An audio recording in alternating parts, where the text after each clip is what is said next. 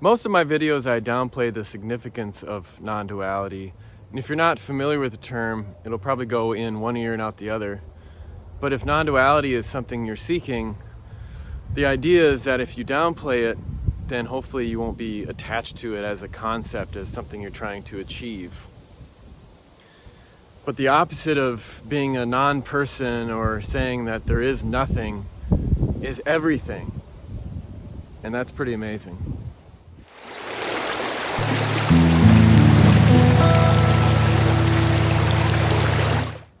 As I'm sure you've figured out from the name of my YouTube channel, I'm Russ Rapp, and I talk about non-duality. And if you're new to non-duality, as you can probably tell from the word itself, it means not to.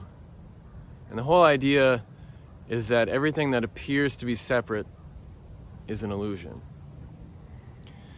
And before I get into what I want to talk about in this video, I want to quick mention this weekend, which is September 19th and 20th, there is the Nothing Conference happening, or apparently happening, virtually online at nothingcon.com. I have 3 videos on there that are pre-recorded, but there are a lot of live speakers talking about non-duality. I listened to this morning Tim Cliss. I've seen him on YouTube, but I haven't really listened to a lot of his talks about non-duality, and it was very entertaining because there's a lot of question and answers from the people on Zoom, and so check him out if you haven't heard of Tim Cliss before. So that's going on as we speak. Hopefully I get this uploaded to YouTube quickly. But the idea of the video today is, oftentimes when I talk about non-duality, when I make these videos, there's a certain energy behind it. And I've seen other people make videos, like one in particular, her name is Anna Brown. She's got videos that she makes talking about a similar subject. And if you watch her videos, there's an energy behind how she presents it. It's really kind of an intense, positive sort of energy.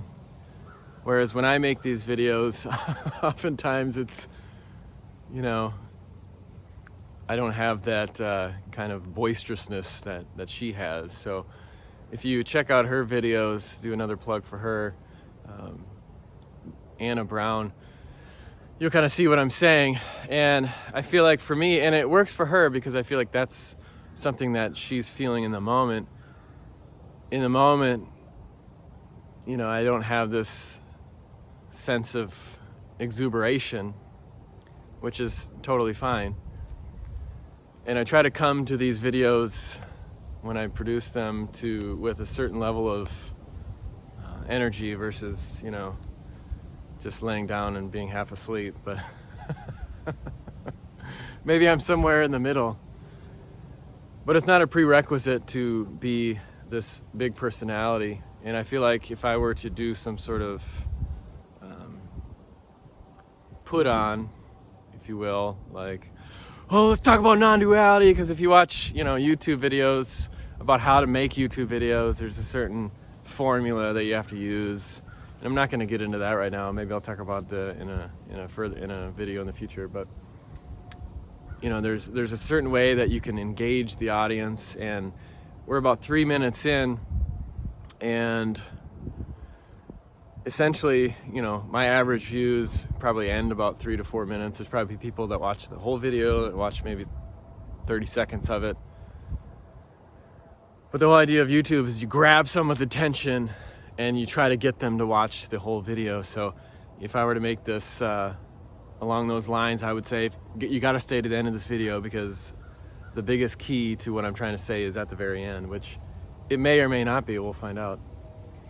So that's how I come at making these videos about talking about non-duality. But there are moments where I have this real kind of energetic surge, if you will, where I feel like this real burst of positive energy. And in particular, last night when I was in the car, I was listening to The Greatest Showman movie soundtrack. And I feel like the people that wrote the music for that movie, the soundtrack, share a lot of my sentiment, just in general, how I see the world and kind of my personality and that sort of thing. So like, I really connect with the themes and the music and everything and in that soundtrack. And as I was listening to it last night, especially the Never Enough song, it's like one of my favorite songs as of recently. And I can't think of the name of the woman who actually sings the song, because it's not the woman that's in the movie. But I just want to give her credit, just because how she sings it really captures your attention, and really for me just connects and gives me this really big sense. So as I listen to the song, most times if I'm really listening to it, and you kind of have to listen to that song really loud, so if you either put in headphones or crank up your car stereo to really get the full effect. But as I was listening to the whole soundtrack, I just tried to like sing along with it, but I felt choked up. And as a side note, the interesting part about what I experienced yesterday was, if you talk about chakras, if you're not familiar with chakras, you have probably more than 7, but 7 main chakras throughout your body. And I'm not going to get into that because that'll take a while to explain. So check out chakras if you're not familiar with it. But as I was listening to The Greatest Showman, I could feel my heart center, my second center, the sacral, I think it's called. Yeah, I'm probably wrong, but my second, my fourth, and my sixth, with sometimes people say the sixth chakra is your third eye, all kind of opened up. But as I was listening, trying to sing along, I kind of got a frog in my throat where it's like, you're near, close to getting emotional and almost to the point of crying and that sort of thing. So when people get choked up, when they get emotional, they get a frog in their throat, however you want to describe it. But the 3 chakras that were really engaged, I could feel that, I could sense that energy in those areas. And then I flipped it over after that was over to Green Day's Dookie album, because that's my era of music. And it was a complete reversal from kind of the more feminine chakras to the third, which is the solar plexus, and the 5th, which is your throat chakra. Hopefully I'm not botching that, I'm just going from memory, but kind of the 3rd and the 5th chakra, it flipped from the even numbers to the odd numbers, and I got this, like all of a sudden my throat, I could sing again, and most of the feeling from the sound from the singing came from the 3rd chakra, that energy. And I can relate that to when I was in Taekwondo growing up. A lot of, if you study that art, a lot of that comes from the chi, or the 3rd chakra, the energy center, the midsection, or whatever you want to call it. And then there's a lot of yelling. So there's kind of a balance between the 3rd and the 5th. So it's very masculine energy, but I could really sense the change between the two. And that really has nothing necessarily to do with non-duality, but I just wanted to make that note because it was a very interesting phenomenon that I experienced. But as I was listening to The Greatest Showman, I had this really positive, uplifting feelings, and I was like, and all these thoughts going along with it, I'm like, this is kind of what I want to say in my YouTube video tomorrow. And I had this energy and this positivity, and it made me kind of reflect on the fact that most of my videos are,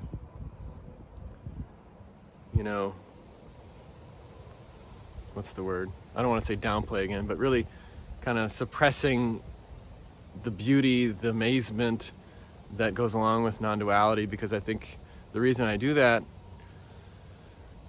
is if I come here and present it in some just amazing, perfect way, then you're going to be if you're into non-duality as far as something you want to try, you're seeking towards or trying to achieve, that's going to reinforce that belief, and you're going to want to have something that you already have, but you're going to try to achieve that because you want to have this beautiful experience, this awakening, this connection, this inner peace, this super intense feeling of bliss and love. And there's this energy behind it. It's so wonderful. And if I present it like that, then you're going to attach to that and try to feel like, well, my life sucks, or it's not exactly how I want. And the whole idea of non-duality is acceptance of everything and forgiveness. And so, when Anna Brown says, it feels like an orgasm of oneness, it can also feel like a punch in the face. But really, it's all about accepting what is in the moment. And that's amazing. And if you listen to the Greatest Showman soundtrack, it's really about accepting who you are, realizing the immense power that you have. And how do you have that power? It's not through identification as a separate self, as an individual, which will always be there as you're continuing to breathe and your heart's still pumping.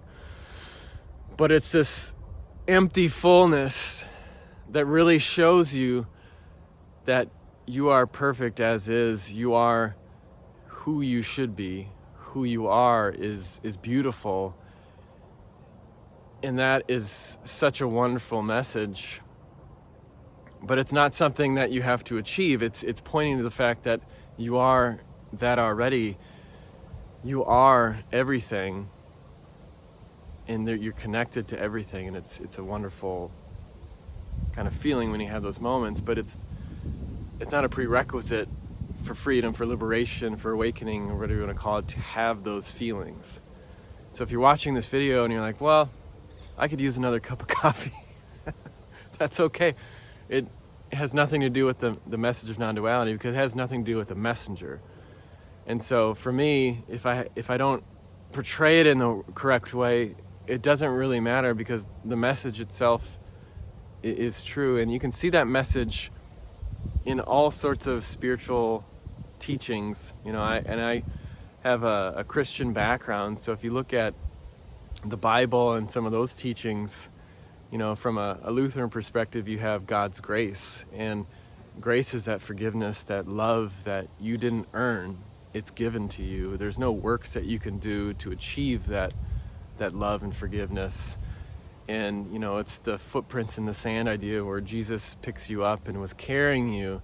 You thought you were walking alone this whole time, but you were never alone. And that's the message of non-duality, which is so beautiful, is that you're never alone.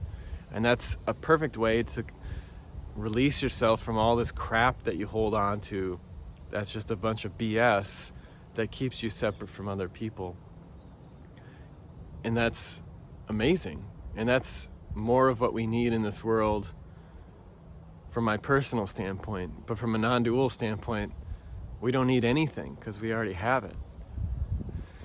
And even in pop culture, I have talked about the Matrix before, and Neo in the Matrix says something to the extent of, the one was never meant to change anything.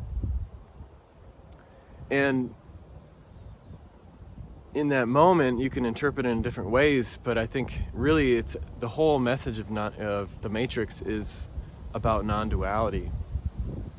And if you look at the third Matrix, that people don't really, or a lot of people don't like as much as the first one. But a lot of it is because they're trying to cram all these ideas into this package of three, this trilogy. And in the last movie, Neo dies, his body dies, and then the new architect girl kind of makes it seem, it's been a while since I've seen the movies, but looks at the sunrise and says, well, there's Neo. And I think the idea behind it is that Neo is everywhere. But the one wasn't trying to change anything, because the one is everything and nothing. And because when he held on to the belief that he was separate, that he was opposite of Agent Smith, that's where the pain, the friction came from, and when he sacrificed himself by letting, well, if you haven't seen The Matrix, I apologize, there's a spoiler alert. If he sacrificed himself by letting Agent Smith copy himself onto Neo, and that's what ultimately destroyed the program of Agent Smith and freed all these people. Because non-duality is not just a freedom for you, but it's a freedom for everything. So it's not something that you have or that I have that you don't have. It's a recognition that we all have it. And that's what a lot of these spiritual teachings are pointing to, and that's kind of the underlying message, the function, if you will, of God's love, is this idea of forgiveness. And so that's, what is non-duality? It's the one step that you don't need to take that is taken to receive God's love. It's the step, it's the non-step to truth and to love.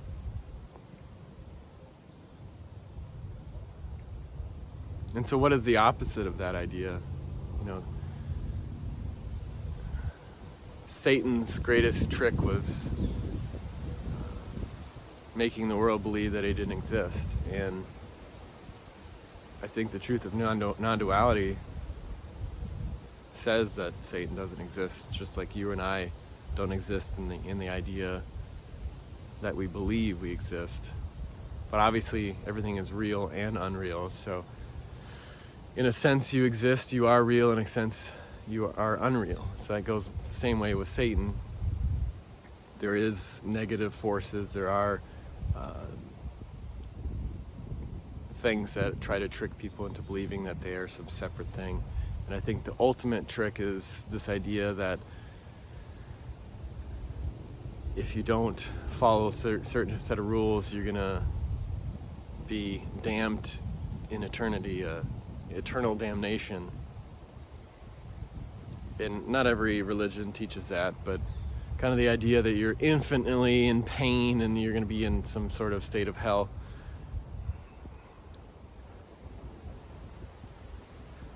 Eternity, infinity is bliss, because it is the truth of that connection that we have. And so an idea of eternal damnation is just an idea that can never be, because there is no story in eternity. There is no time in infinity. And so the idea that you're going to be in pain falls away when you talk about absolute terms like infinity.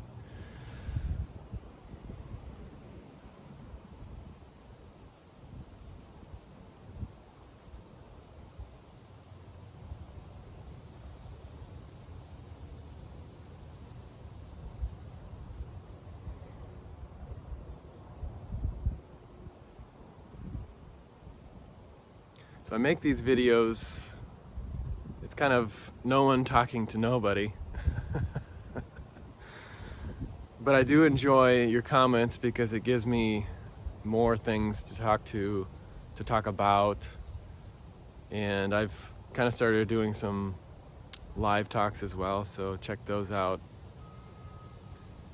But non-duality doesn't need to be, it's the truth that doesn't need to be spoken about. And so I like talking about it, but it helps me to see what kind of things you're running into when it comes to